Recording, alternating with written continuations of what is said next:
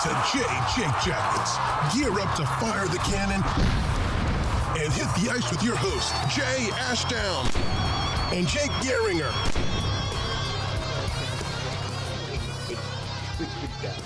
I love round one. And I mean, like, if I can't do it, then it'll be fine. I still get family time on Saturday before I have to go in.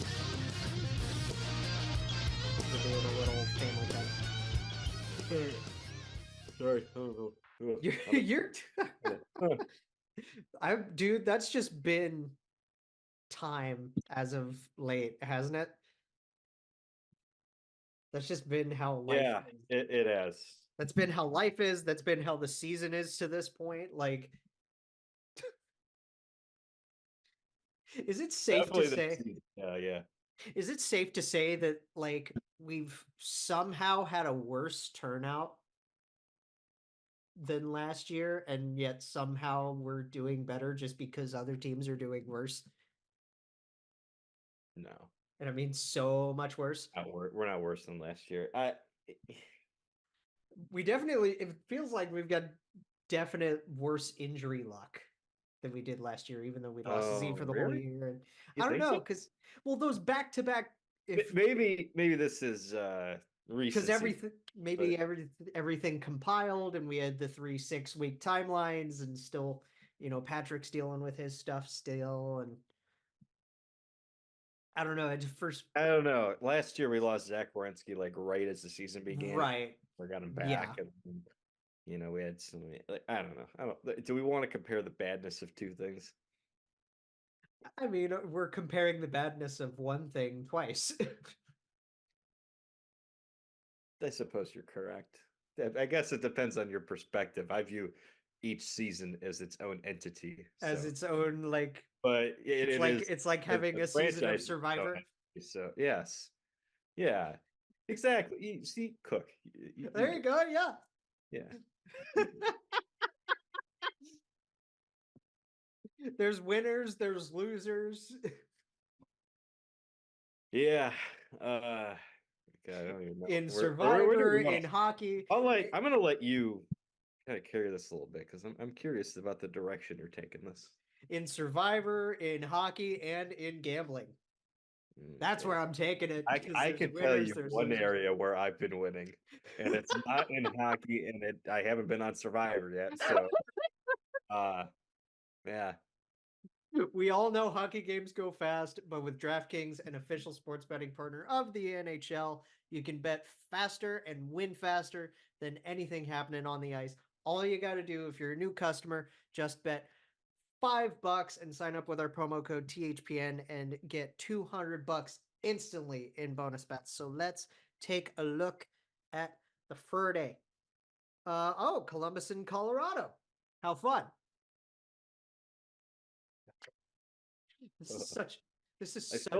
I felt a shiver go down my back thinking about the Blue Jackets going up against Nate McKinnon. Oh my God, the money line is insanity. Like, remember last week when I was like, I think this is the biggest spread I've ever seen on a money line? No, I think this one's the biggest. Since it's Colorado, are they minus 420? Unfortunately, they're not. It's not that nice. Minus 60. No, I'm kidding. 690. 690. Yeah, that's God. What that would literally be an East Coast League team going up against an NHL. It's the Blackhawks when they had half of their team on injured reserve. Or even when they or don't. Just now. So Columbus and Colorado. Columbus is a plus 270 on the money line. Colorado is a minus 340. Oh. Yeah. Yeah, that hurts. I mean, the Penguins and the Stars is a funny one too. And that's not even worth betting on. I mean, Dallas and Pittsburgh is a funny one too. Like, there's a lot of weird. If they're gonna have a. There's a lot of weird Friday money lines that they have listed here. We'll get into it later, but I wonder if the Stars beat the Penguins, if they're going to have a picture of a penguin just lying dead. Just a dead penguin on the tundra. That's spoilers, but Um, the Hurricanes and the Capitals money line for that is a minus 192 for Kuzi getting to face his old team for the first time. Hey, absolutely and this is totally meaningless, but I'm just gonna say it anyways. Mhm. I think it's strange that he still does the bird celebration now that The he's bird no thing longer is very hurt. funny though. I love It's it. it's funny, but I thought that that was just like a thing he did because it's the Capitals and they have the eagle. No, And that's just a him thing. well, yeah, I learned that now. So when I saw him do it with the Canes, I was like, okay, I guess that's just his thing. But I don't know, I thought it was strange at first. If you want to take the Caps on that, which is fine. Like they've been on a bit of a heater recently. They've been fine, even though they got shelled by the Leafs the other day. They're a plus 160. They are ridiculous in 1 goal games this season. Uh, Penguins and Stars, a little bit of a Yager Bowl going on.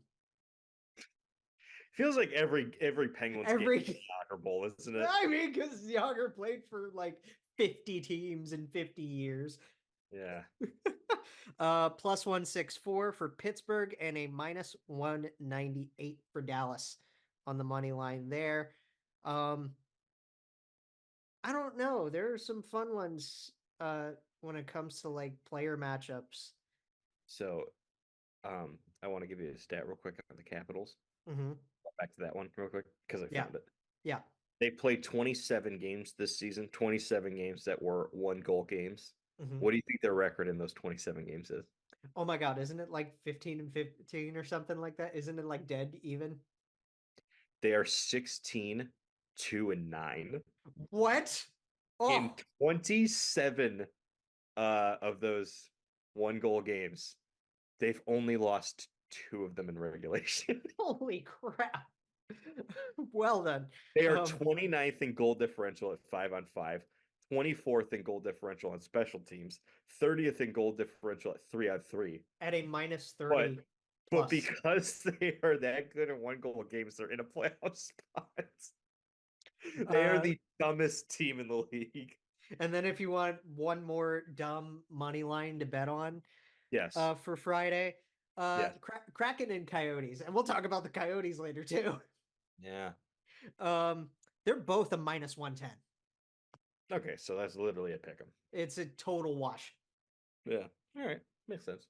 So if you're team Keller, if you're team McCann, if you're team Bjorky, if you're team Cooley,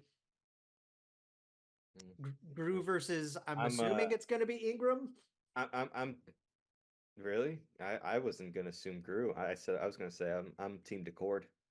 Oh, that's right, Joey. Yeah, Joey been I got to see taken. his first NHL start. Did you? That's Yeah, fun. with the But Senators. yeah, you He can got shelled. you can win on that one either way, and all you gotta do. Download the DraftKings Sportsbook app with code THPN. New customers bet just $5 on the NHL and get 200 instantly in bonus bets only on DraftKings Sportsbook with code THPN. The crown is yours. Big breath in. Here we go. Gambling problem? Call 1-800-GAMBLER. Visit www.1800gambler.net. New York. Call 877-ABE-HOPE-NY or text HOPE-NY 467-369. In Connecticut, help is available for problem gambling. Call 888-789-7777 or visit ccpg.org. Please play responsibly on behalf of Boot Hill Casino and Resort in Kansas. 21 plus age barriers by jurisdiction. Void in Ontario. Bonus bets expire 168 hours after issuance. See dkng.com/hockey for eligibility and deposit restrictions, terms, and responsible gambling resources. NHL and NHL Shield are registered trademarks of the National Hockey League. Copyright NHL 2024. All rights reserved. That was, I needed some extra. I was breathing in and out for you, so you're welcome. I gave you breaths in there. That was really kind of me. That was very kind to like give me a little oxygen tank. Phenomenal A1 ad read right there. Thank you. Not a single mistake that entire time, man. You sounded like an auctioneer. That just makes me think of the 30, 140, 150, whatever, 150 over here. that just makes me think of that old vine of the auctioneers to rap beats like so I'm gonna lead off the Kepi Keepers with this. and I had a few guys in mind. You did. I Really? had like Okay. I literally I have like 4 dudes in mind, and I can't decide, and I don't know why. Mm. Mm. Yes, yes, But I think yes. if we're going off the most, like, if I'm gonna go the recency bias route, I gotta go with the Michigan man. I gotta go with Big Z Ugh. scoring in. This is the first goal he scored in Detroit Mhm. in Little Caesars, right? Yeah. And he had like, we all know Zach Wierenski loves playing against the Red Wings.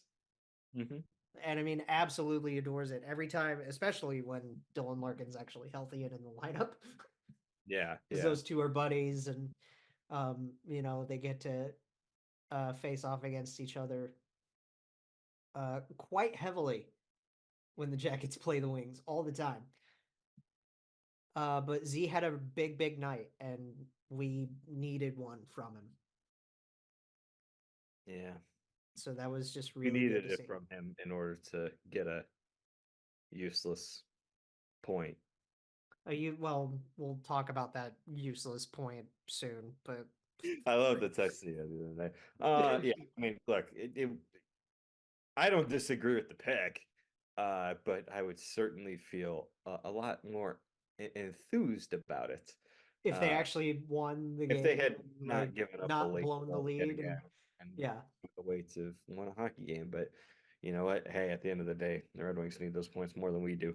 Um, yeah. yeah, I can't remember last time I just went repeat in terms of back to back, but I Hmm. feel like it's justified. I'm just gonna go with Alex Nylander again. That's very fair. He had 2 goals and an assist against the Sharks in a game they actually won. Granted, it is the Sharks.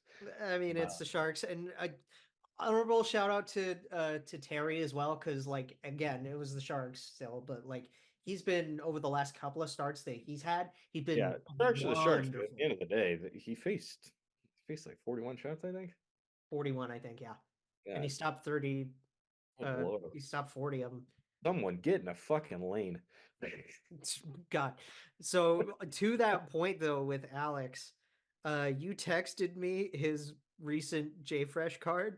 Yeah, Jay Fresh just posted it. Like he wasn't even requested it. He just posted it out of nowhere, and it was just I'm gonna read this. it's unbelievable. Projected war percentage 85%. Dude, for Alex Nylander. Yeah, 80% even strength offense, 73% even strength defense. his defensive game's better than I thought it would be. I mean, I saw that Maybe I'm just first, assuming that because he's a Nylander, but that first game that I went to against the Rangers, right? His debut.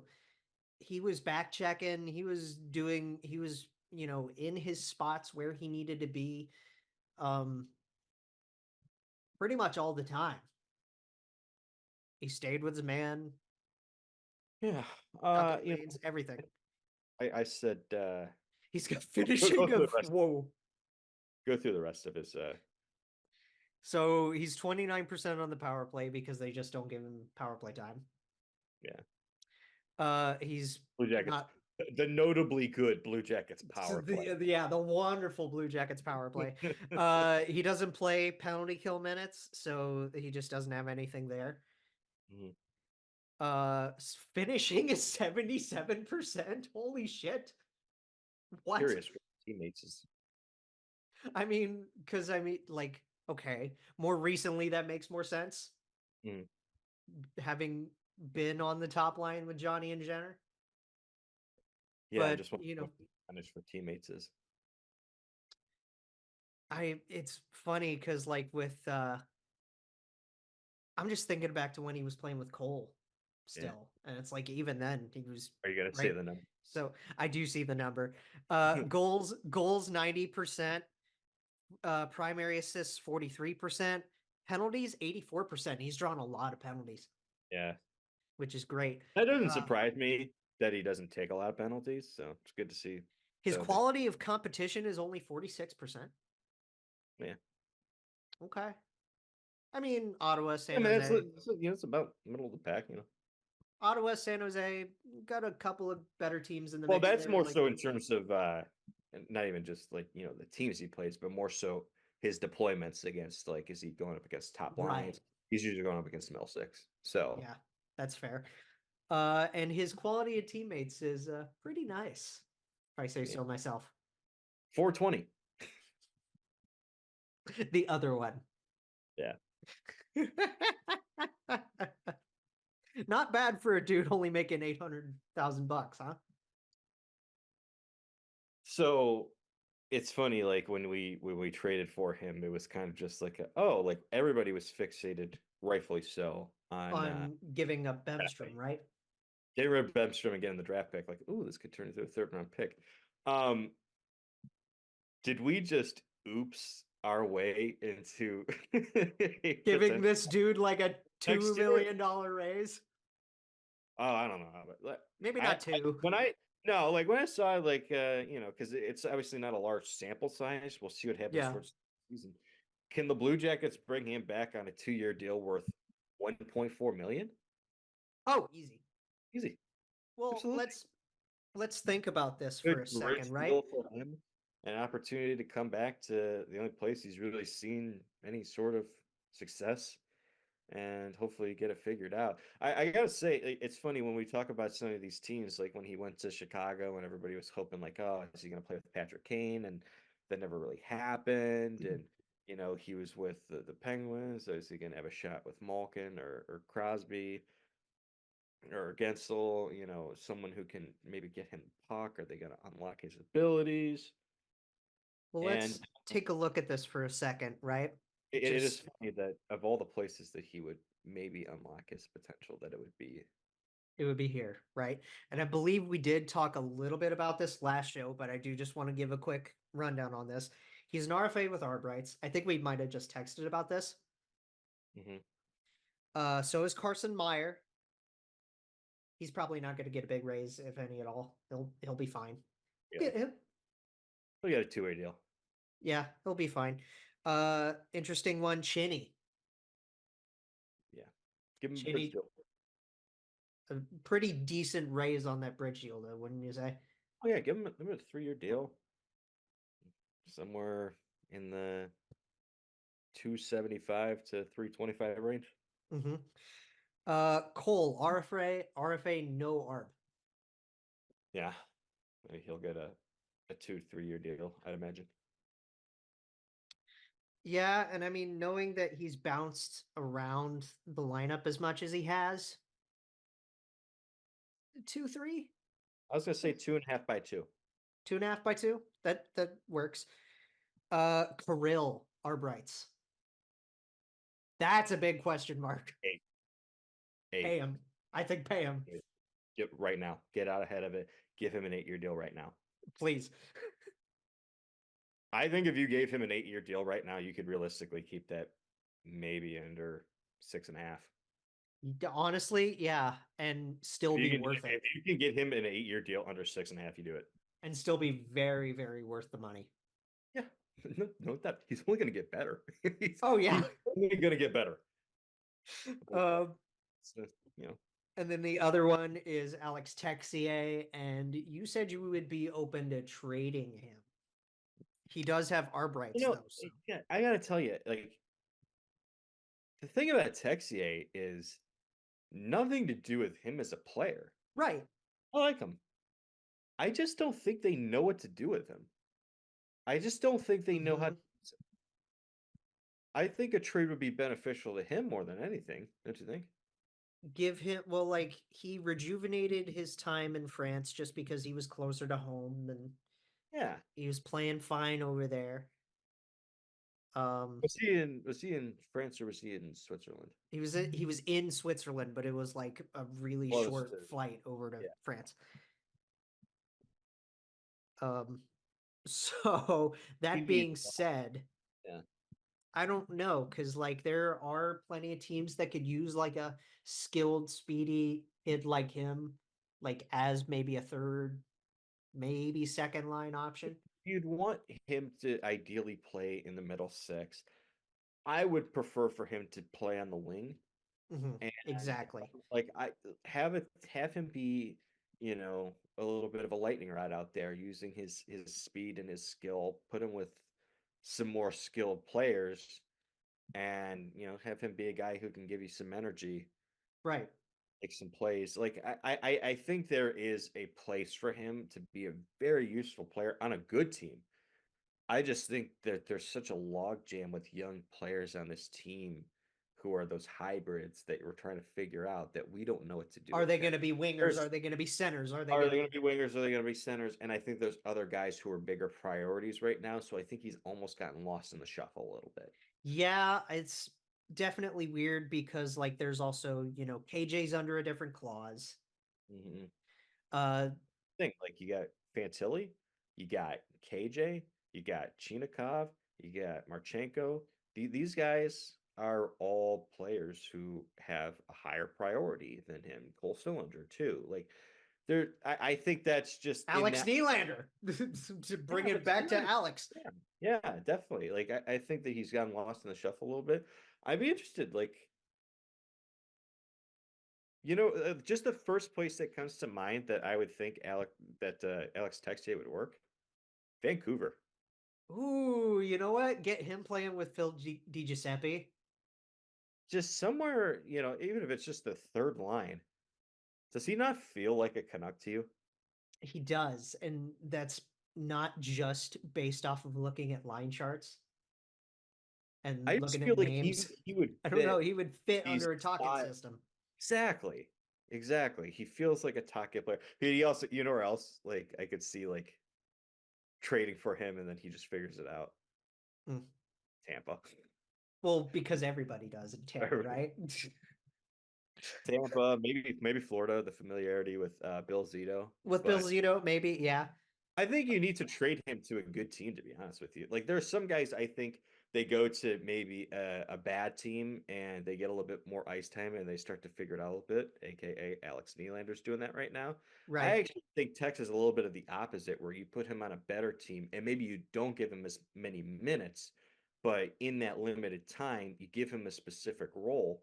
He can grow in that role and blossom as a player that way. That's always the weird thing with young players, right? You never know You never what. know if they're just going to be broader of a spectrum kind of player or if they need one thing to do well. Yeah, exactly. Like there's some guys who, you know, actually, develop better by getting a little bit less time. Mm-hmm. So, that's the thing that's crazy about, sports in general, not even just hockey. Like when you're developing a player, so many things have to go right. Right. And nobody's ever happy with the way a direction goes, especially in a fan base like that's growing like this one, Oh where yeah. we're still learning, like, how does this actually work? Like, in the broader sense of the fan base, a lot of us are still trying to figure out, so, like, what do we need in order to learn how the development of a player works? Yeah. Because this organization has not always had the best track record with that. And one last shout out on that front, a little honorary to the legend himself, number 61. Yes, he's Big props to Rick Nash for getting named Team Canada's GM for Worlds. nice. Good for him. Yeah. Now going to the games really quick. I mean, Ottawa, that one you want back. That one you kind of want back. Yeah. We're gonna just start with Ottawa because I don't even know where we ended last time. Yeah. Yeah. Yeah, because I think we were in the middle of recording during the Montreal game when they lost During the 3-0. Montreal game, yeah, and that one happened. That one was a weird game where they had a horrific start to the game. They gave Mhm. up 3 goals, and then there was just no goals the rest of the way. Right. It's just like how, um, I don't know. Ottawa again, you kind of want that one back, Definitely. especially with how that ended with the slapper. Then again, there was a goalie in net that time. Yeah. Well, you score 15 seconds in, you take a 2-0 lead in the third period, You blow it like classic Jackets fashion. scoring on the power play. And then you blow it. Yeah, that's just the tail. That's been the tail of the tape all year, hasn't it? And it's been the tale of the last few seasons for Elvis in that how many games have we seen him start well? Right, and then just It as just he gets it just falls apart at the end. And I'm not necessarily blaming him entirely for the loss. I mean, he only allowed him and Forsberg had identical numbers. They stopped 35 to 37 each. I miss Anton, don't you? Not really. That's I kind of do. It's just sentimental reasons. I don't miss any Jackets goalie besides Sergei Bobrovsky. I know, get into it. man. We'll get into it a little bit when it comes to goaltending, but I have my opinions. I just Yes. The leave Sharks it at game that. is That was that. Yeah. yeah, The and the Sharks game is the Sharks game, and fine. is positive. It was cool. Good. It was good.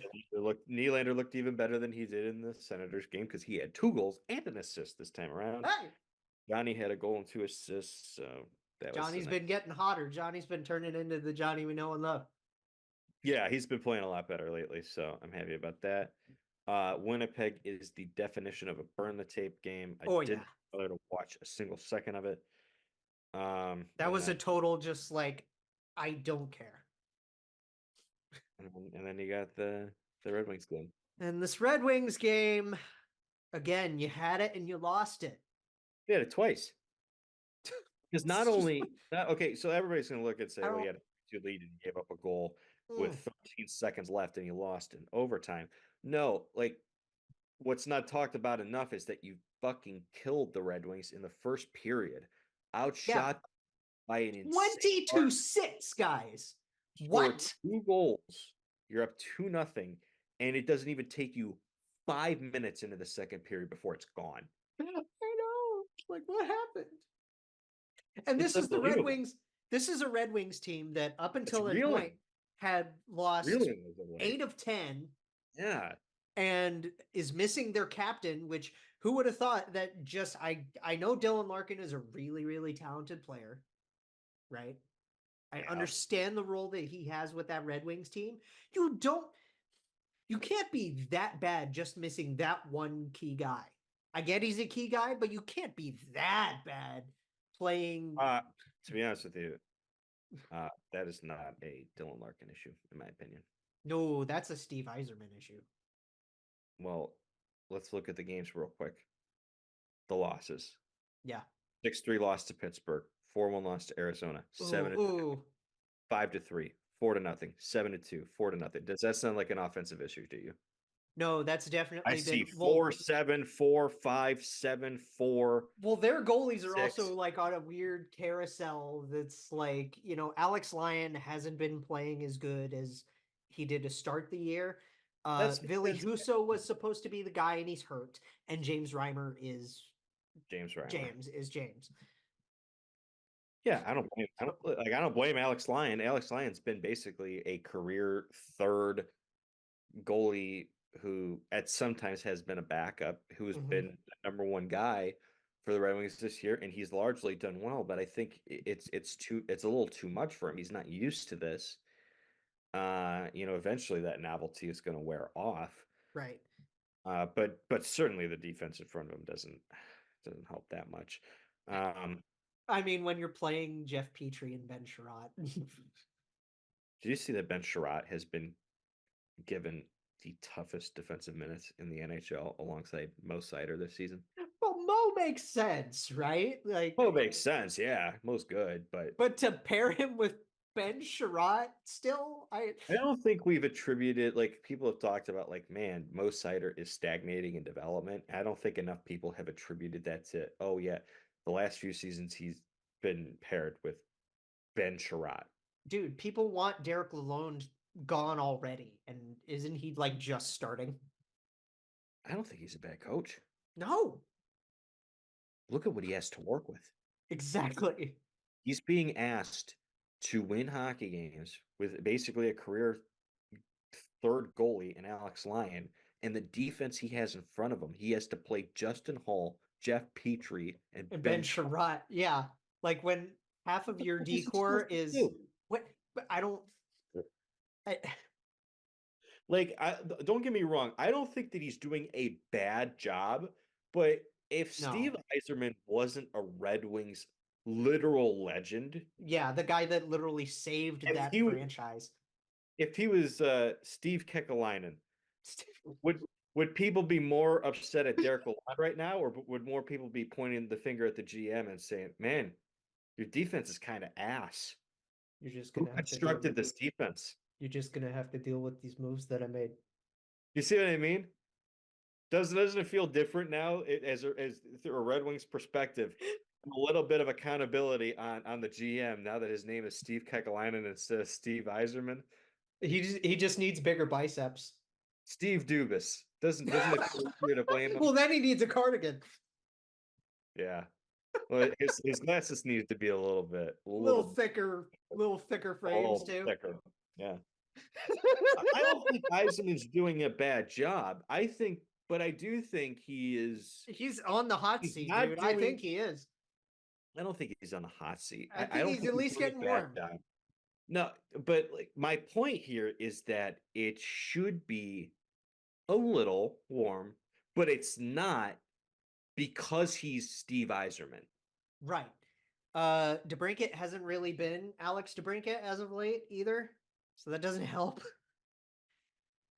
But then we get to the last point of the storyline of this game in particular, and dude, that blown call right away. Mhm. Like, was that not? I know we harp on officiating all the time, as does most of these shows, because I mean, look at it. Yeah, for obvious reason. But like, that needed to be called, did it not? It did. But I have said Directly leads to the giveaway to Patrick Kane to just zoom right on in. And of course, it's Patty Kane, right? I was literally about to say, of course, it was Patrick Kane, but I sometimes worry that, and don't get me wrong, officiating's bad. And I'm not referring to officiating towards all 32 teams. I'm only focused on the Blue Jackets here. Mm-hmm. I sometimes worry that we as a fan base focus a little too much on officiating because we know it's bad. And I think we sometimes miss the point of like, you need to play at a level where officiating cannot fuck up a game for you. Yeah, like Obviously, you will not play at that level every game, but obviously, people will be upset about the call, or as not hardcore calling fans. it. Go ahead. The whole point is for me, and I'm gonna wrap it up as quickly as I can. If you don't blow a 2-goal lead in 5 minutes, if you don't blow the game with 13 seconds left, you're not going to be chasing, and you're not going to be desperate, and you're not. Yeah, you don't have to worry about it. The biggest thing you need to worry about is like the bigger issue here, is it not? Is the very basic discipline that you need to have, especially when you have a lead. I'm gonna throw something out here to you, Jake, and I'm just curious how you feel about it. Mm-hmm. I'm gonna make a comparison that's a dumb one because not everybody's gonna be able to understand it, but I'm gonna make it. We make those all the time. I'm gonna compare it to soccer real quick. Okay, well, I might not get this because I don't follow soccer. I'll explain it as easily as I can because not everybody watches Crystal Palace. Right. Crystal Palace, if you shorten games, because every game is 90 minutes, plus you have added time at the end, right? Yep. You get about 5 minutes. If every game was 75 minutes, mm-hmm. Someone calculated it based on the goals that Palace have allowed from the 70s. They would be in the top 7 in the Premier League. they would be competing for a European competition for next season. If And you right now, Crystal Palace, I believe, is in 15th place. if you do the same thing Do with you the see Columbus what I'm Blue saying? Jackets Like, and the the- third period, like The point that I want to make erase the about third Crystal period Palace for Columbus. is people talk about the fitness of the team. The Right. players getting tired. The players, there's been injuries for Crystal Palace, a lot of injuries this season, a lot of hamstring injuries. Mhm. And there's not a ton of depth. And they blow games in the last 15 minutes and right before the end of games because they're just not at the same fitness level and teams start to run laps. And I'm just wondering Mhm. if you can make an argument for the Blue Jackets. Are there any Mm. issues with how this team trains that they are so consistently inept in the third period, but not in the first or second? Man, I don't know Is because is it all you mental or is some of it at least physical? want to know a crazy stat that I read today? Yeah.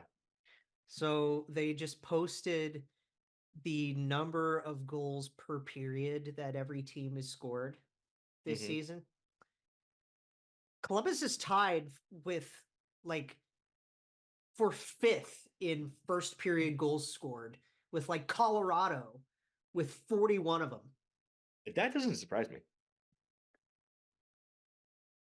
That doesn't Like, surprise me at all. no, I don't know what our goal differential in the first or second period is. I don't know if but it's still. the third period is just a biz. I think they're the worst third period team in the league. They're the last time I was told, it's like a minus 38. I would have to go back and look. I'm I don't know curious. what it is right now, but it's like I don't know what it is right now. I'm very curious. Like when you look at the goal differentials for the first, I don't know the number, but we know that it's at least remotely, like at least neutral or positive for first and second period. Yeah, it's like at least a The plus point here one, is the maybe. stark difference between the first and second periods to the third period. Right. What is it just mental? Is it physical? Is it both? I don't know. Why can't you close out a game when you have 20 full minutes left? I just don't I just don't get it. And this has been happening since like November. It's crazy because it doesn't seem to matter what they do. A lot of times it feels like they kind of sit back Yeah. and teams just come in waves and come in waves and then, the inevitable happens. But it also feels like there have been times where they've actually tried to push and go There against have been that, plenty and of they pushes. still allow the goal. There have been plenty of late game pushes that they've had, at least over the last like couple of weeks, And they're still giving up goals. and they've looked good. There was that game in New York where they looked good late and they couldn't finish. I just they're the most frustrating team because they can't play from behind. They chase games. Yeah, And they can't play with a lead. because they just blow it. There's not a better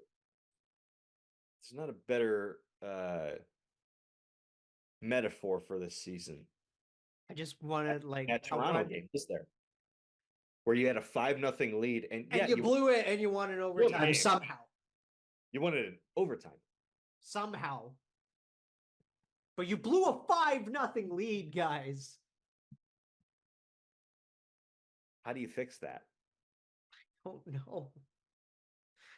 It's Yeah. it's very strange because like uh the two notable assistant coaches this year, and I say the two notable ones because they have like 3 or 4 of them Yeah. this year. Mark Recchi And I and told you before the season, I didn't like that hire. Yeah, and Devils fans warned us, and Rangers fans I warned knew us it because of because the yeah, because exactly. I watched enough games with Mel to be like, Jesus, your power play stinks.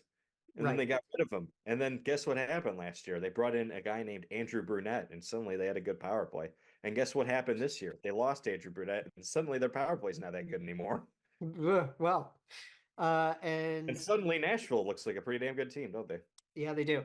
Um, and the other one, Jared Bull. And as a player, I loved Jared Bull. We all who didn't love Jared Bull as a player. It's your fault. It's Jared Bull. Come on. I don't know how to analyze Jared Bull I don't because know if I'm I not familiar can enough with yet his work. because He's a tough guy to analyze because he hasn't been in that role for a long time. It's he's not like he has a ton of other experience where we can go look at here, here, and here and say this works or this doesn't work. as a player, he wasn't really like known to be a Guy. defensively skilled guy either. Like he was just kind of out there, He had and a this job. What was his job? just go out there and hit guys and fight. He was literally like a 2010s, Jody Shelley. Yeah. And we love Jody too, don't get us wrong.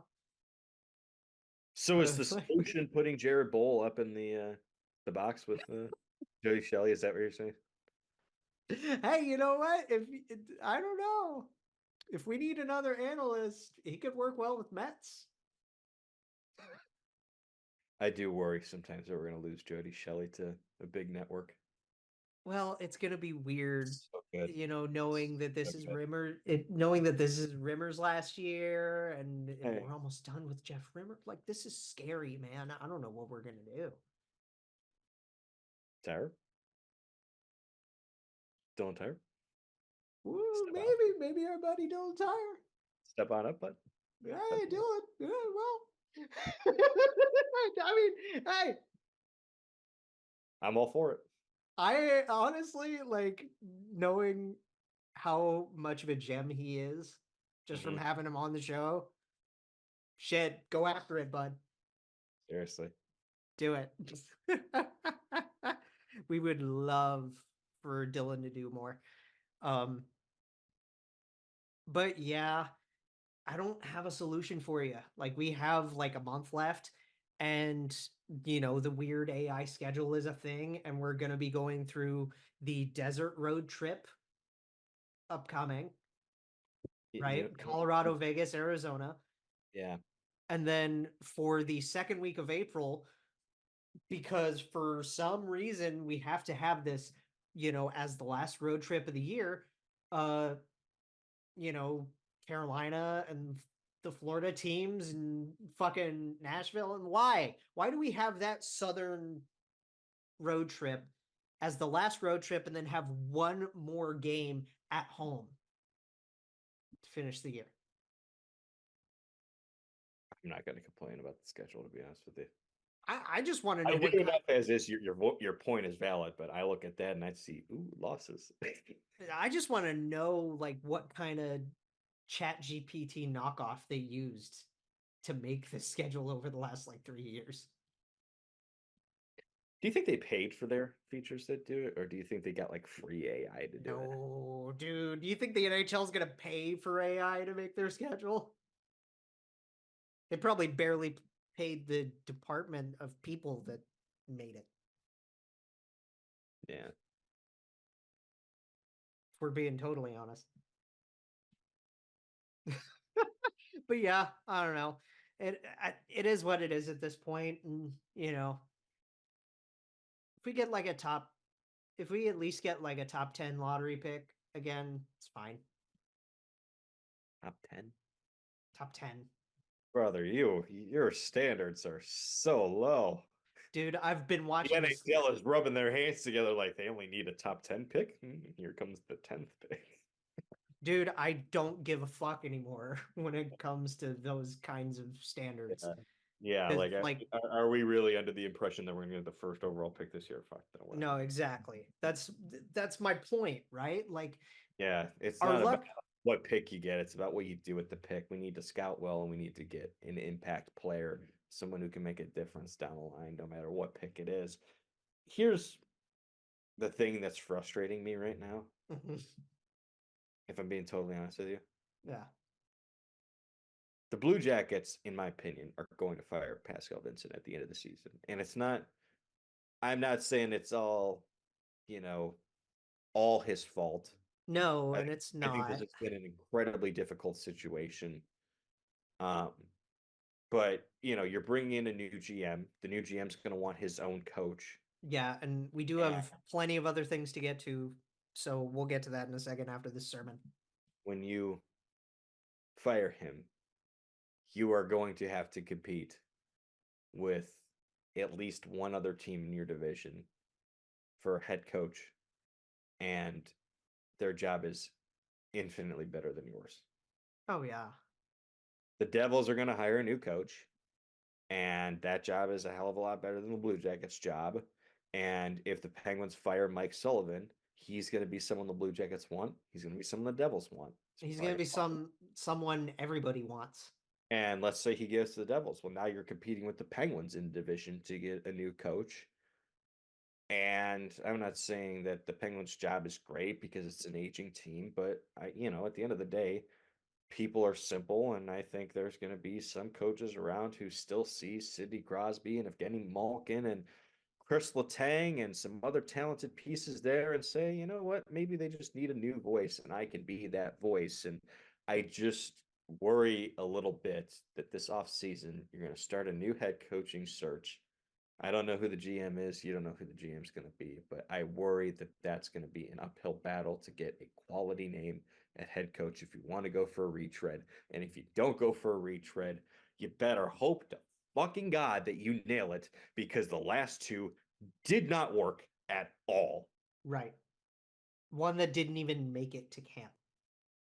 Well, I'm not referring to him at all because he Fair was a retread. I'm Yeah. talking about the 3 guys who weren't. Oh, the new guys? Yeah. You brought They in. were just I can't. Looking back on it, I can't even begin to describe just how catastrophic the 2021-2022 season may have actually been. under Brad Larson. Because the Blue Jackets finished with 81 points and it was a fun season, but they developed so many bad habits and we kind of ignored them because they exceeded expectations and it was a fun watch. Yeah. And I think that has irreparably set us back. One real quick roster note, year check's back. So we'll see what. So who's injured? I don't fucking know. Do I look like a guy who cares about who's injured right now? Yes, you look like a very caring person. I am a caring person. I just don't care to know if it's Provorov or if it's, you know. I mean, if it's Jake Bain, Yeah. Okay, no, really quick before we move on, Can we talk about the best part about the Ottawa game? What's that? We got Pinto Bean. We did get Pinto Bean. That picture was great. Yeah. Just real quick before we move on to the actual league news, I'm gonna throw 2 names at you, and I just want a yay or nay, and we can go further on that next show we do, or during a little something we'll tease at the end. Sure. So first name, Craig Berube. Are you looking for yay or nay? Yes, that's all I'm looking for. Yay. Yay. Okay. Yay. And Travis Green. Because those are just the 2 names that came to mind.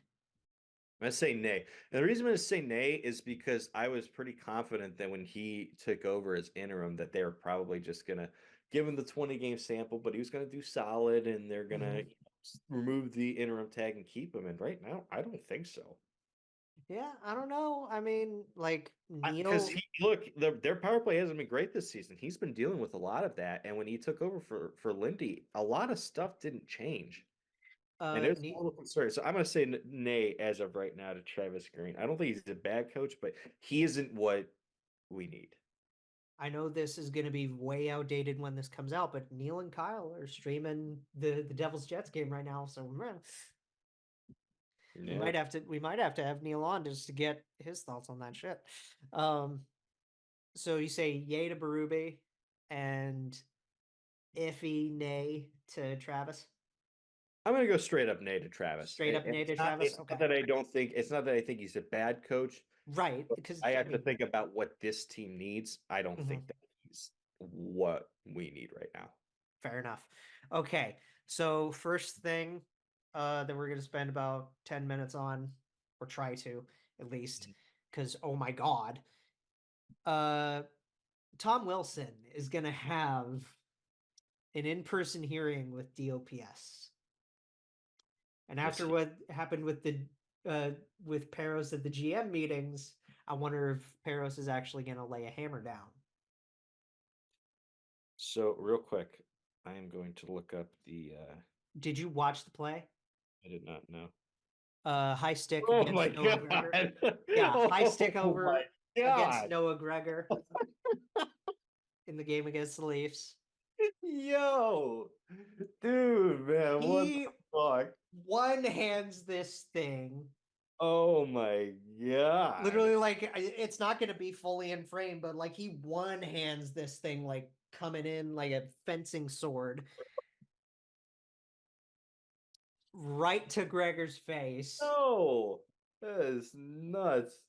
I'm crying. That's like poor Noah Gregor, man. That's like it's such a ridiculous swing that It's you a almost ridiculous looking play, is it not? It's such a like so. ridiculous looking play. Oh man. Dude, like he really swung that thing around. Uh So here are the two things that I want to consider with this, right? yes. The first being this would be Tom's sixth suspension if he were to get suspended. Really? Sixth. That feels low. Does that not feel low? That feels so low. Because he's been fined like 15 or some shit. Oh man. But you know what? He's been a good boy as of late, hasn't he? Yes, and that's part of Standards. my other problem. It's like the last 2 years, it feels like he's really settled down. That's part of my problem with this, right? It kind of feels like if Brad Marchand were to do something like this, you'd be like, "Hey, he's Brad Marchand, but he's actually been pretty good these last." Brad's been fine. Like, well, Yeah, I don't know. so that goes back to, do you remember? I want to say this was God going on 3 years ago now. Yes, I remember that night well. Um, but yeah, do you remember I want to say it was 2021. Maybe if it wasn't like 2020. The game against Rangers that just caused the entire Rangers organization to fucking destroy themselves He from was in the within. penalty box. He didn't have his jersey on, And he's got this hulking gesture going on for slamming Artemi Panarin to the ice after punching Buchnevich in the head. Yeah, dude, that was And that he was just one- caused this whole like meltdown. It was so bad that James Dolan, who really only ever pays attention to the Knicks, Yeah. put out a statement and was like, And "Yo," called for Peros to be fired. that's like the only time that James Dolan has ever cooked in his entire life. He's still right. Even now. Yeah, And I hate saying that about a guy like James Dolan. fuck him. Yeah, no, but you know what? Hey, every once in a while, a blind squirrel will find a nut, and So this is what I'm getting at, right? We remember that incident well for what it is, because I mean, go watch it again, because what the hell? yeah, that's one you'll never forget. When you watch that, go watch Steve Dangit's video on that. Mm-hmm. Because he goes into the whole argument of repeat offenders. Yeah. Apparently, I don't know when the NHL changed this, or like if it's always been like this or whatever. You're only a repeat offender when it happens within, like, when two incidents happen within 18 months of each other. And then when those 18 months are up, changed. I don't think that's always been like that, but I don't disagree with that actually. when those 18 months are up, though, you just you're supposed to just forget the entire prior history that they've ever had. Like, I don't know this player. Who is he? Is he a rookie? I don't freaking know who he is. I mean, human. Like, are you going to forget Tom Wilson? No, but I do think that there's something to be said about players who learn their lessons a bit and change their tactics and their antics a little bit, so they're not crossing the line as many times. What's the first name that comes to your mind when you hear the term repeat offender?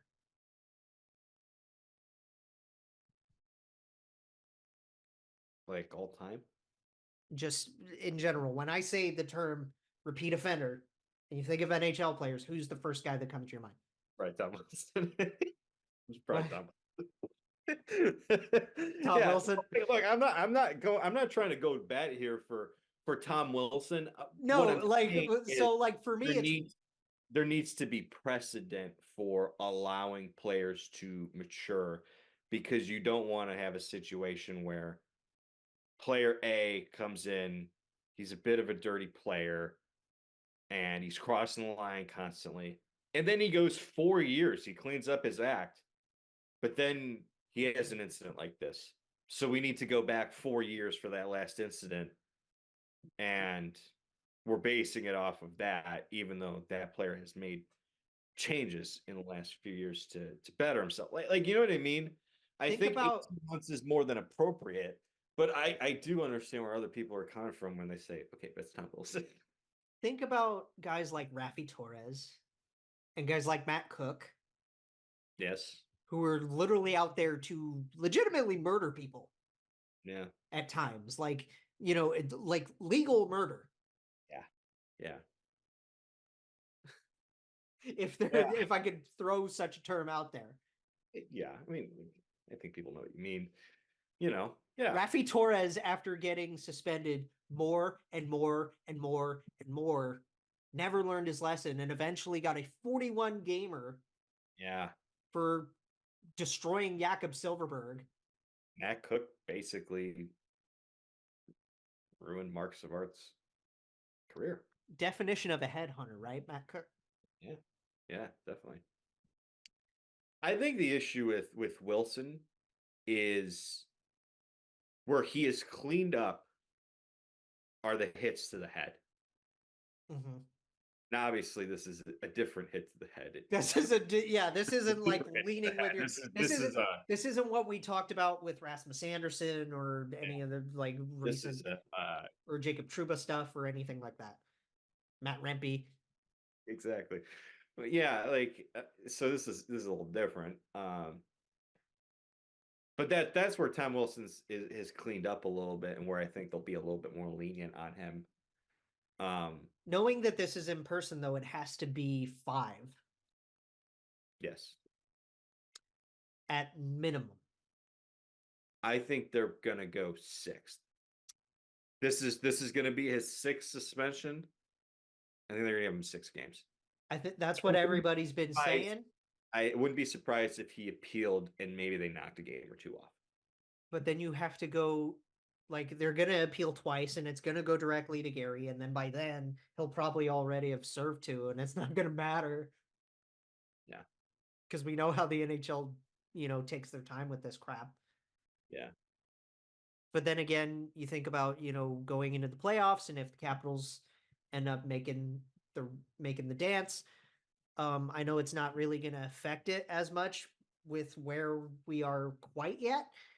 But if this process takes long enough and he gets suspended, like, I don't know, 4 games and like the first game of a playoff run, right? That's the equivalent to 6. Because I think they used to like equate 1 playoff game to 2 regular season games. I mean, that's not going to happen. He's not going to get suspended into the playoffs, but it is a big deal that they are losing this player in the midst of their playoff push. Right. And they're currently pretty snug in that wild card spot, even though it's a really tight race. I think they're tight race, and they could very easily fall out of it because, like I said, they have not been a very good team this season. They've just found a way to win or get points out of 1-goal games. The Islanders are in that race. The Sabres somehow are The weirdly in that Sabres race are still. once again too little, too lating their way to points at the end of the season. Obviously the Wings are in there. The Devils, in theory, could. Ish. I mean, if Jake Allen continues playing like he did last night with the back-to-back saves he had, good. It's been good so far. Yeah, so it's interesting race. Yeah, I don't. So 6, and if they do 6, they better also tack on a fine. Well, yeah, I think Like, that's would that be? I don't know how standard that is. I'd have to look into it. I don't, dude. If I was a CBA expert, I wouldn't be doing a show this casual. Fair. Yeah, I mean, don't get me wrong. I love you, bro. But like, I don't know. If I feel like I was more of a math guy, I would be doing more of like a staff and graph kind of show, right? You're more of a math guy. You'd be more of an analytics nerd than me. Yeah, right. And I'm not. The other thing that I did want to talk about within division, in regards to the weird stuff, is Couturier is about to be scratched for his second game in a row. Yeah. John Tortorella scratches him the first time, and they named him captain just over a month ago at an away game of all times, which already kind of sounds weird. The strange thing is, I've never been under the impression that Torts really wanted to name a captain. No. And the timing felt strange. And feels way more like a Danny made Briere sense decision, that it right? was Couturier when they named a captain, because we talked about that. We were like, we're still surprised that they named a captain, but Sean Couturier makes sense. And he played well when he came back, but his game since has fallen off. And I think because he has not played a lot of hockey over these last 2 years, it's an adjustment for him to come back and play consistent games over and over and over again. It's an adjustment for him. He hasn't been playing well, so didn't he get a demotion to play fourth line minutes recently? What? He got a demotion to play fourth line minutes recently with or Cam, because Cam's been fourth line in it. Cam's not been good either. No, it stinks. Unfortunately. So I have no issue with him doing this. Cam Atkinson, not Cam York. Let me be clear. Cam York's playing on the left wing. Yeah, no, I have no issue with him doing this because he's not playing well, and Torts is an accountability guy. We know that, and we know that firsthand. We were with him for 6 years. B, I think it actually sends the right message to the Flyers. They ended up winning last night, and not just winning any game. They beat the Leafs, who they haven't beaten in 5 years. Right, that was a big statement win. And C, this will give Sean Couturier a little bit of time to reset before the playoffs. I see your argument with that point, and I understand it, and I can agree with those points. There's also been going around like discussion circles and all of that, the lack of communication aspect of it. Yeah. Where, obviously Tortorella is going to be Tortorella, and he's not going to want to answer questions about it to the media. Yeah, that's Torts. Because that's standard Torts. Yeah. But, Couturier going to the media and being just as confused as everybody else. What's going on here? Like, are we not getting actual, like, player to coach accountability conversations? Like, Coots barely even knows why. He hasn't been playing well. Look, I mean, but like, give him at least tell him. Yeah, that's on John to actually tell him and show him the footage. Like, dude. But at the same time, I also think you do have to know. You're Sean Couturier, been in the NHL for a long time. For 10 plus years at this point, yes. You haven't only been in the NHL for 10 plus years. you've been really fucking good for 10 plus years. Mm-hmm. You should know when you're not playing well. Right. You've played so well throughout the course of your career. You should know When you're not up to snuff. Yeah. So I don't know, man. It just that'd be my point. this whole But at the situation same feels time, very even if you do know, strange. you should still have the conversation, and it should be a productive conversation. So There's like again, it just feels like this weird sticky situation where it's like if you just were more, you know, like this happens in workplaces all the time where like I don't know if I'm slipping.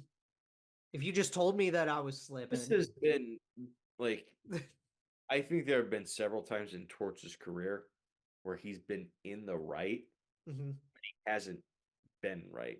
Where he hasn't done it the right way. Yeah. And I think this is one of the few flaws he has. And one of the reasons why it's hard for him to be a true long-standing coach for a team like don't get me wrong, he's had long stints. He was in Tampa for 7 years. He was in here for 6, Columbus for 6 years. He was to the Rangers for 5 or 6 years. something like that. Yeah, He has lasted like longer, like average uh, shelf life for a coach in the National 2.5. Hockey, about 2.5 years.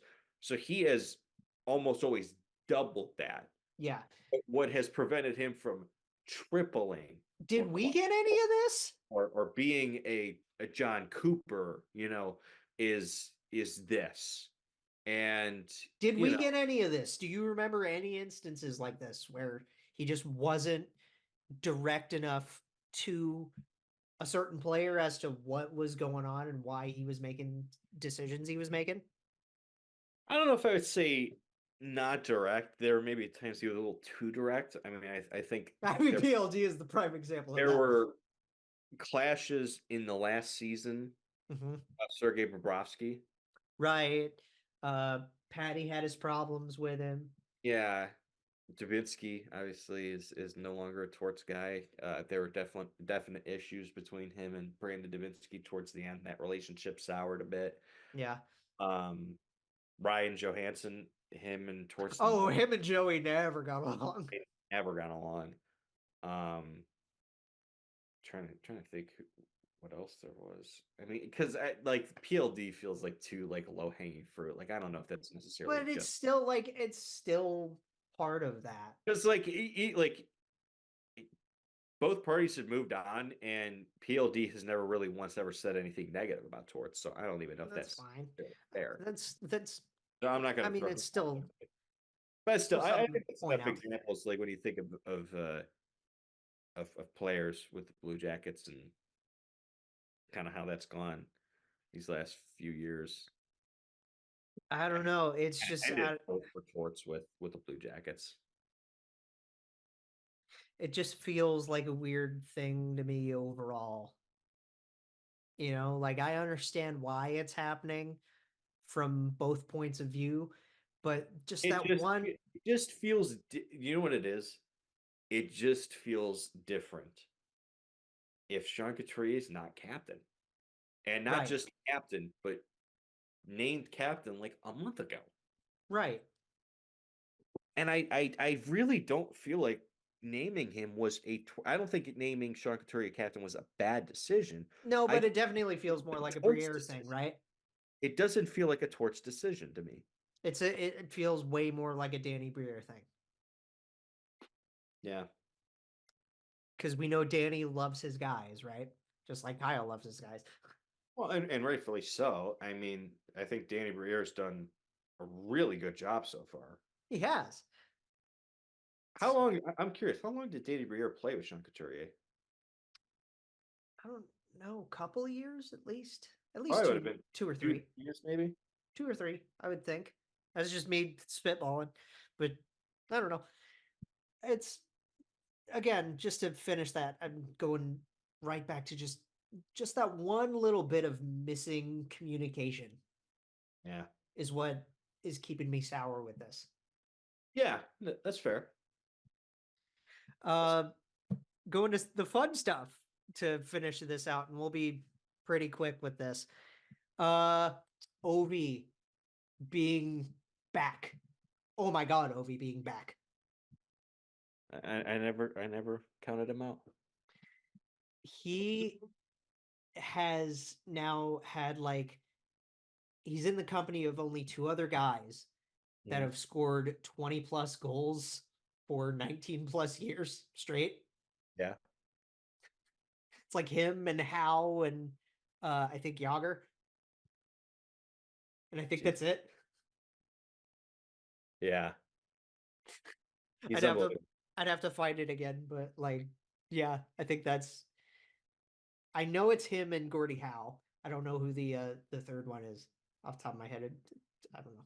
Probably Wayne. I was gonna say, wouldn't it just be Wayne? Wouldn't it just be Wayne? I'm I just gonna guess. assume that it's Wayne. Did it like when in doubt, assume that it's Gretzky, Yeah. right? Whenever there's a record, just assume it's Wayne. Right. The other thing is now he is only 50 back of the record. And do you know what my first thought was? Mm. He would literally have the record right now if there wasn't COVID, if there wasn't the 2 lockouts. Yeah. He would That's literally so have like right we'd be sitting here right now because talking about him already having the record. you would think that he would like already have had a couple more 50 goal seasons in there, right? Right. And doing it with the game that Austin had too, who could probably score 70. Yeah.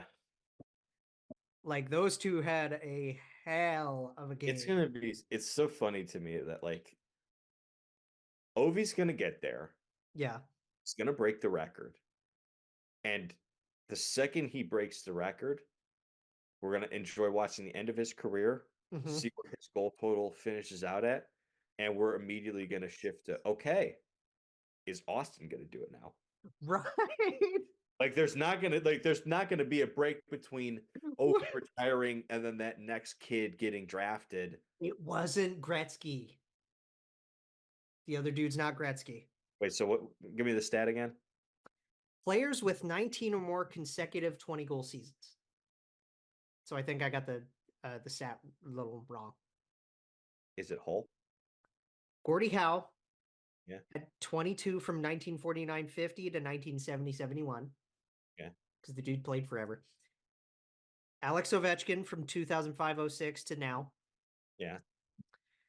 Brendan Shanahan had 19 from 88-89 to 07-08. That's right, because he played for a while. Yeah, Brendan was around for quite a long time. Okay. I don't think Shanny is like that kind of longevity guy. Yeah, yeah. I think he's gotten overshadowed a little bit in terms of longevity. Interesting. Yeah, look at Shanny. Look at Shanny go, right? And then I do just really quickly active NHL players with 1,200 career points because Ovi is on this list. Obviously, yeah. Sid, Ovi, Malkin. Yep. I was going to say Gino. Patrick Kane. Yep. And the new one to that list, Big Anjay Kopitar. So shouting Kopi out really quick. Such an unbelievably underrated career. Such an amazing talent, this guy. Dude, how many think about how many awards he could have won if Patrice Bergeron simply just didn't exist. How many Selkies? Yeah. Dude, yeah. He would at least have 3. I don't know how many he has right now. Does he only have the 1? Maybe 2? I think he has 2, if I'm not mistaken. Okay. Going to the West really fast. How do I start this? Should I just say that freaking? Yeah, he's got 2 Selkies. Okay. Yeah. So should I just say that the social media managers and admins over the last like 2-3 years have been unhinged all to hell for most teams, for a good chunk of teams. Yes. They've gone nuts. Yeah, I have major issue with this post. it started with Vegas, and we know Vegas and how like dumb and unhinged they can be. Yeah, I know Vegas quite well, actually. Yeah, yeah, you do. Yeah, Is she having fun still with that? yeah, she is. We were talking earlier today. Yeah, That's great. Um, it's the best. the Coyotes themselves have recently gone into that conversation They have had like, because I think there's something you like know what's funny about is the Maruella's Coyotes? son actually running that thing? I have no idea. Because But you there know were what rumors has that made he me was laugh? doing that. You know what's made me laugh is like, do you know what vibes they give off? What They social give media vibes they they, give off? they give off like Chargers. Chargers, the PF Chang's So vibes. Yeah. hungry, need to find my wife. Good at I was gonna say they give me like college frat house vibes. But do you see it now with the Chargers? Yeah, I definitely see Give what you. those vibes. And I love how they like address everybody as Pack. We need you to do this thing for us. Yeah. It's just kind of like, all right. Dallas is getting up there in terms of just the great. Now, prefacing this really quick, when it comes to like imagery and stuff like that, and you know what I'm talking about with like game day images and graphics and all that kind of stuff. Canes and Panthers have been top tier, really cool. I have not paid attention to either, if I'm being honest with you. Did you not see what the Canes and the Panthers did for the playoffs last year? I think it was mainly Oh yes, I remember that. like I thought you were just talking and about like how cool the art was and stuff. yeah, no, the Canes were sick. Uh Canes are awesome. Columbus is a little more on the cheesy side sometimes. Columbus, like, yeah, they're just trying Well, to because I mean, like, they're trying to get by, man. I have a feeling doesn't like just knowing what we know. Wouldn't you say like Jeff and Dylan have a hand in both of those? I have Maybe. no I don't think so, I actually. don't know. Jeff might. Maybe. I don't know. I don't think so. I don't know. So the point of all this is to say, I wonder if they took this down. Nope, it's still there. It's still up? Hmm. What? Oh my gosh, it's still up. This is wow. Oh my god, it is. Okay. So the story goes like this. Dallas wins against the Coyotes, right? What was the final last night? I I don't don't know. Believe it or I not, don't I remember. didn't watch the It Coyotes last night. was 5-2. Okay. Hmm. Logan Stankoven scored. Jamie Benn scored. Sagan scored in his. I think that was his first game back. Jason, Craig Smith. Yeah. So like, okay, that's like standard fare. Yeah. Their victory post. The caption says "road killed," and it is rightfully, as you pointed out, a fox. It's a fox. They did not post a coyote getting run over. A lot of people are like, man, that's kind of messed up. And it is. It's I fucked don't. up. Yeah, that's what everybody's saying right now. And I'm not So saying like it's I'm not, not gonna but lead you guys that's not anywhere, my but like issue with go it. I look at it. hate how lazy and how inaccurate this post is. If First you're of all, it's a fox. Second of all, why are you doing this to the Coyotes? They're not your rival. Did I miss the great Coyote Stars rivalry I that mean, everybody it's a is central watching? game, whatever. Yes, that's what they used to have on Wednesday night rivalry night. Everybody looked forward to the Stars Coyotes. Third, haven't they suffered enough? The Coyotes, like, Yeah. but also, how lazy is it that they just kind of put the Stars logo on the back of a truck? Like, I don't understand the purpose. This is like literally you would find this truck anywhere in Dallas. yeah.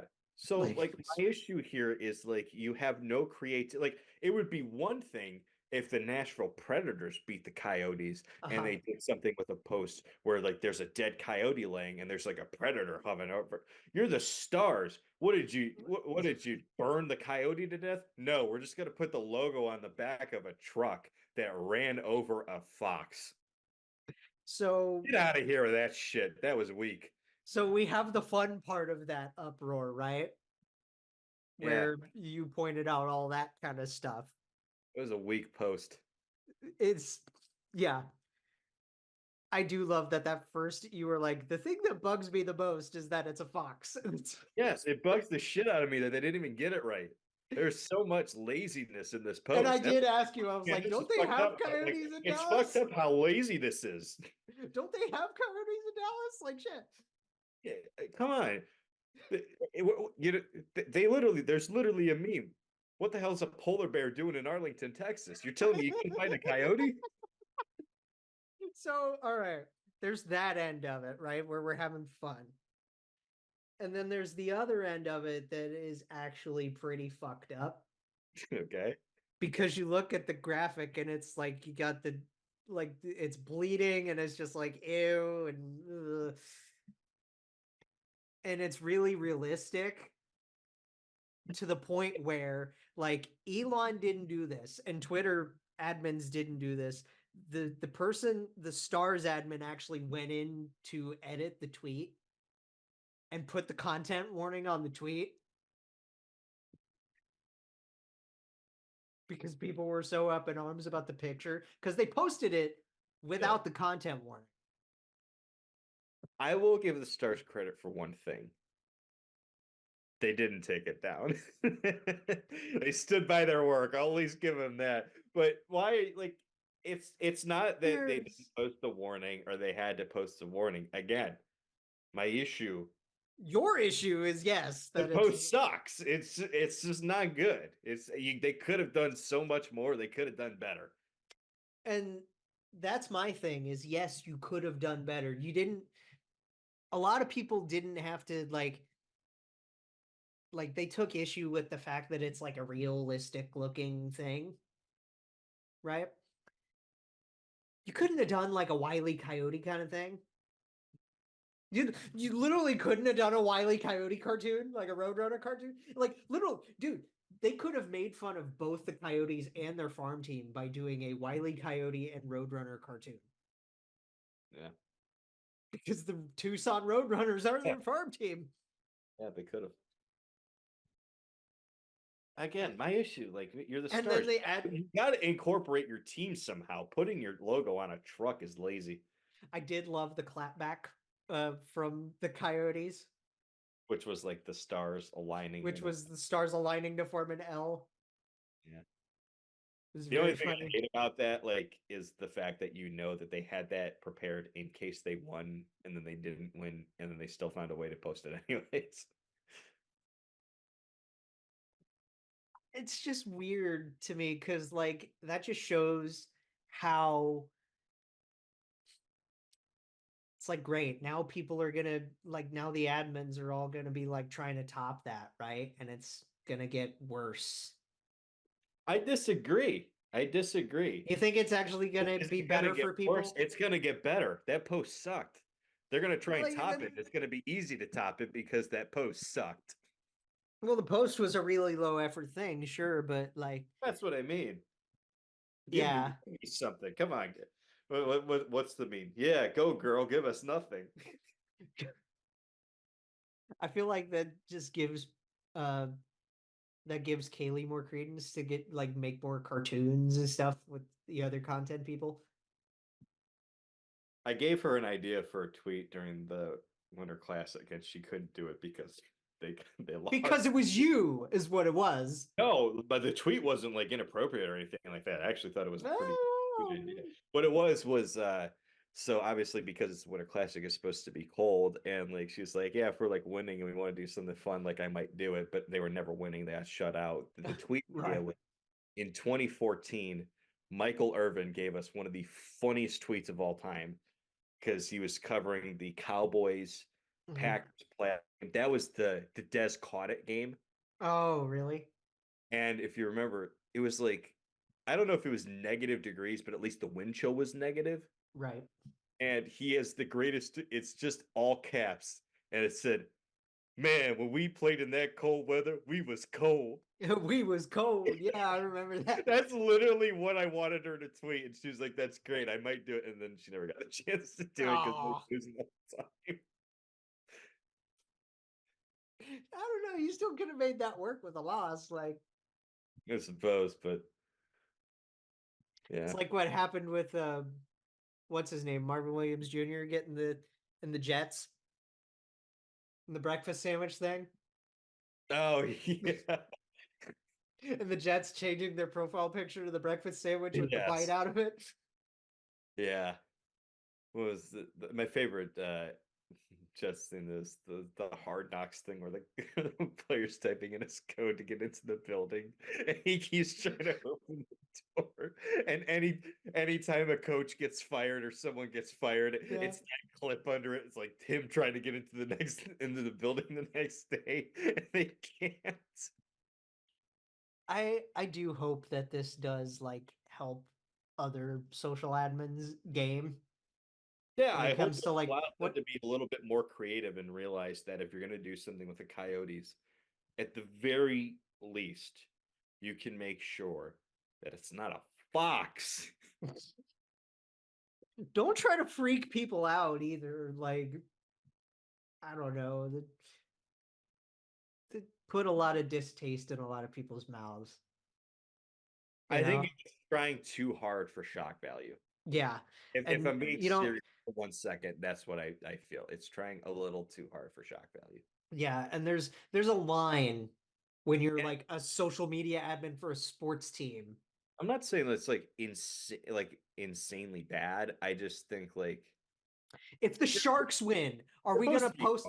Dude, if the Sharks win, are we gonna post something from like Jaws 4 where it's like really graphic and bloody? And like, if the Bruins win, are we gonna post a cocaine bear clip? Like, I mean, you know, let's not rule it out, but let's not rule it out. but no, you're 1000% correct. It's just like we need to find more, you know, shock value has its place, right? Yeah, the Timbaland album, shock value.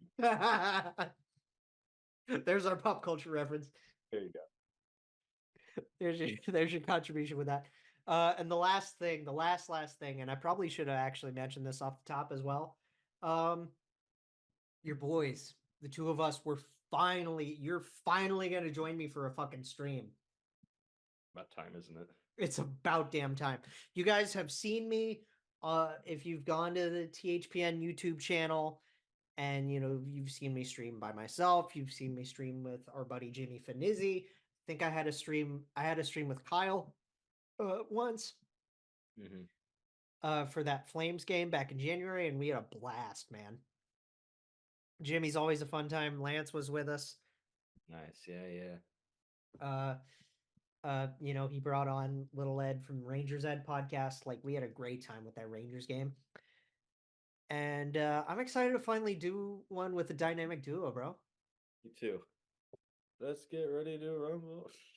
So, just to put it on your guys' radar, we are, if you don't have pre-Easter plans already, Jackets Penguins. Yeah. Come hang out with your boys. Only Get on the ready to THP. watch us call a loss. Yeah, exactly, right? Oh, I mean, five goal game for Emil Bemstrom, please. I mean, it is in PPG. Alex Nylander revenge game, Do please. you know what PPG stands for the Penguins when they face the Blue Jackets? Points per game. Points per game. God. Which is usually about 2. So yes, March 28th, 7 Eastern, Jackets in Pittsburgh, on the Hockey Pod Net YouTube channel. It's going to be the dynamic duo. Jay's finally joining me for a watch along, and we're going to have a great time. So be sure to bookmark it when it's up. I'll try to share it everywhere where I can. Jay, please do the same thing. I know you probably won't, I most certainly will. I'm gonna have to remind you like 15 times. Yeah, no, for sure. The 14th time should get, but it'll happen. It'll be a great time. Like we'll probably just interact with chat and treat it kind of like a 3-hour live pod, Yeah, you know? yeah. Pretty much. Like, I mean, obviously we'll do it more like I did it with Kyle, where we're just way more lax in the first and second and then dial it in for the third, probably. But we'll see how they go. It ebbs and flows. We can dial it in for the If third. we can, yeah.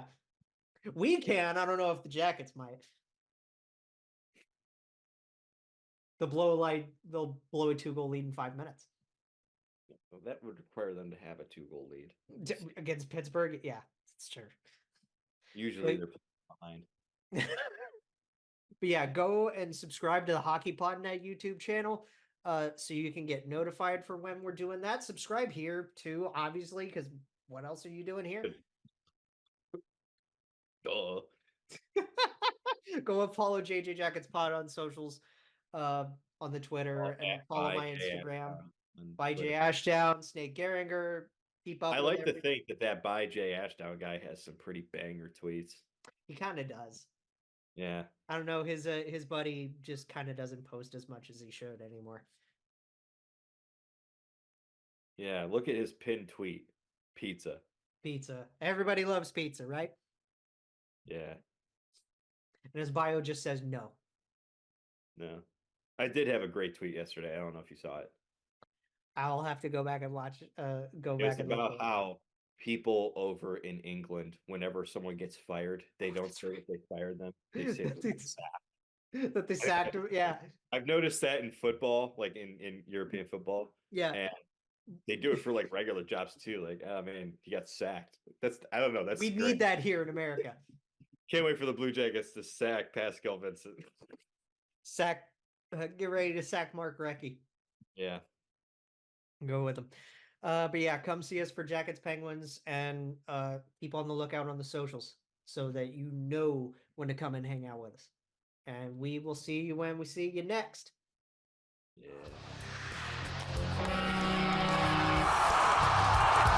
Jake Jackets, a podcast for fifth liners and all puckheads around. Follow the guys on Twitter at Snake Gehringer, GARRINGER, and at by Jay Ashdown. And subscribe on YouTube or wherever you listen. March on.